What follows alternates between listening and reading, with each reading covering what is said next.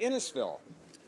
Thank you, Mr. Speaker, and it gives me pleasure to rise today, and I'll make one solemn promise to the House that I won't scream and yell as I give my statement today on the motion. And the motion, just so I remind everybody, says that given the average middle-class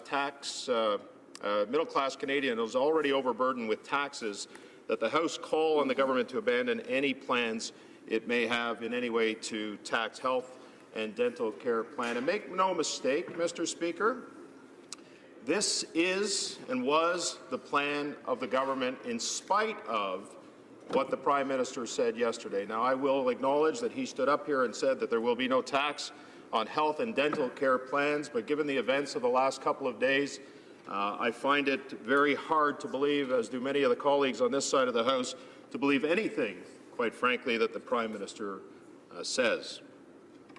Now, it's kind of ironic as well, Mr. Speaker, that today is Groundhog Day, because we are talking about Liberal tax increases and the potential thereof.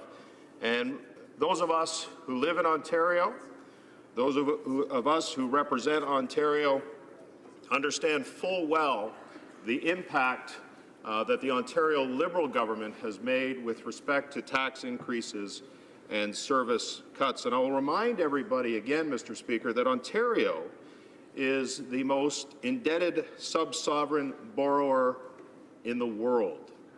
And to think that we are not on that path with this government, I think is foolhardy, I think it's naive, and I think it's a mistake on all of us not to recognize that. In Ontario, $315 billion in debt, $22,500 per person is the share of the debt, 50% more than California per person's share of the debt. Now, this Liberal government has spoken about debt and deficits. They promised a balanced budget by 2019. We now see that that's not going to happen. In fact, the debt, as projected by the Finance Department, is going to be $1.5 trillion in 15 years. $1.5 trillion, which is going to work out to about $42,000 per person per debt per Canadian. Think about that. Think about the young people, and there are some in the gallery today, who are going to be shouldering the burden of that debt, Mr. Speaker. By contrast, the Conservative plan for debt would have been gone by 2038, and there would have been a $1.7 trillion surplus by 2015 and a balanced budget by 2055. The reality is, and we've seen this in Ontario, and Mr. Speaker, it should come as no surprise to anybody in Ontario that this is happening federally. And there's one person who lurks in the shadows of the Prime Minister's office, who has initiated a lot of the failed policies in Ontario, Mr. Speaker, and his name is Gerald Butts.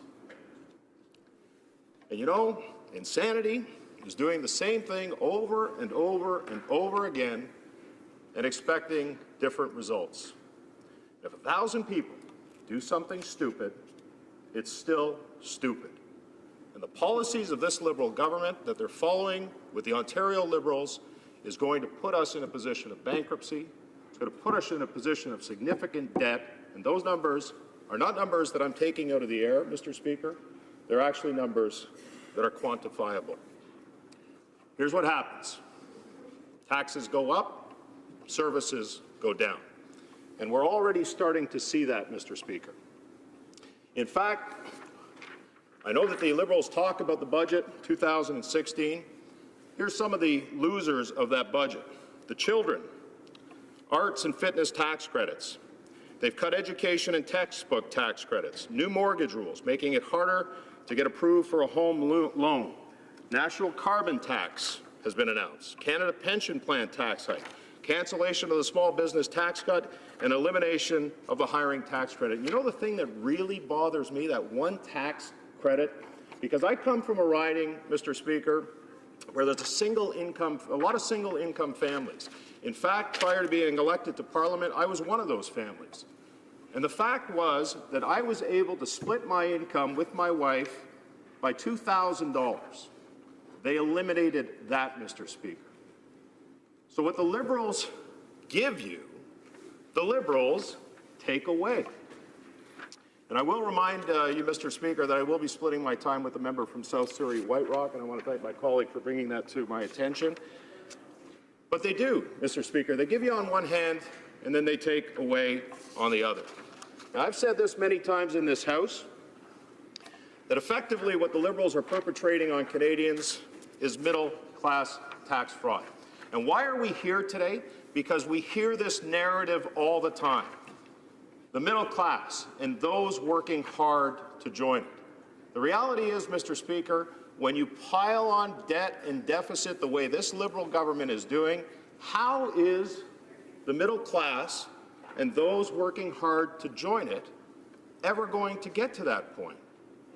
And we've also heard as well that the finance minister can't even define the middle class. So how do they know what the middle class is, other than just pure talking points? This narrative that somehow, if I say it over and over and over again, that it's somehow going to be true. And so we talk about the potential of tax increases. In this case, the employer health benefits and dental benefits tax, but there's others that they could look at as well. Tax credits for employee stock options, public transit tax credit, the Canada Employment Tax Credit, the Volunteer Firefighter Tax Credit, the Dividend Gross-Up and Tax Credit, partial inclusion of capital gains, and the Mineral Exploitation Tax Credit. And you know what buzzwords they use? Again, as part of this narrative, they talk about it in terms of fairness and simplification. You know what that actually means, Mr. Speaker? It means taking money out of your pocket. Hardworking, middle-class Canadians getting money extracted out of their pocket under the guise of fairness and simplification. Aaron Woodrick of the Canadian Taxpayer Federation said this: "Unfortunately, there are worrying signs that the finance minister's real intent is to use simplification as political cover to hike taxes by stealth for millions of Canadians." And in the case of this particular tax increase, Mr. Speaker, it could potentially affect 13.5 million Canadians. The truth is that there is only one party protecting the middle class. And there's one party that has protected the middle class for as long as I've been an adult, and it's the reason that I'm a Conservative, Mr. Speaker. Conservatives are the only true party that protects the middle class.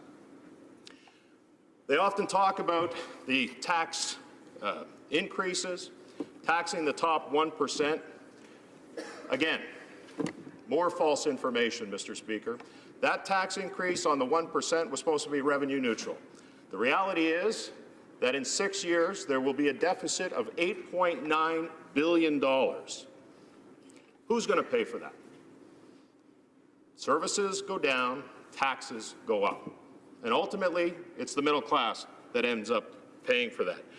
You know, what's interesting, and I've said this here before, and I know the member from Winnipeg North has argued this, but the reality is that those that benefit the most from their so-called middle-class tax increases has been every one of the 338 members of this Parliament.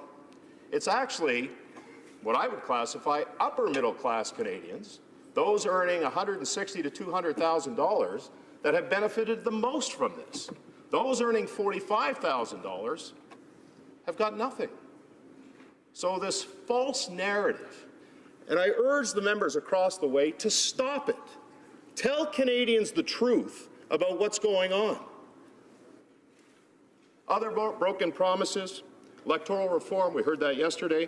Deficits less than $10 billion annually. Well, we know that story, Mr. Speaker. A balanced budget by 2019, not until 2055. They were going to save home mail delivery, another broken promise. Immediately invest $3 billion over 4 years for home care, another broken promise. Reduce small business tax from 9 to 11%, another broken promise, and scrapping the F-35 program. I could go on, Mr. Speaker, but I know my time is short. And by the time the Liberals are done with the middle class, the Conservatives will have to clean up the mess and build the middle class back up, just like we did before. Conservatives did this last time Trudeau was the Prime Minister, and we'll have to do it again. Thank you, Mr. Speaker.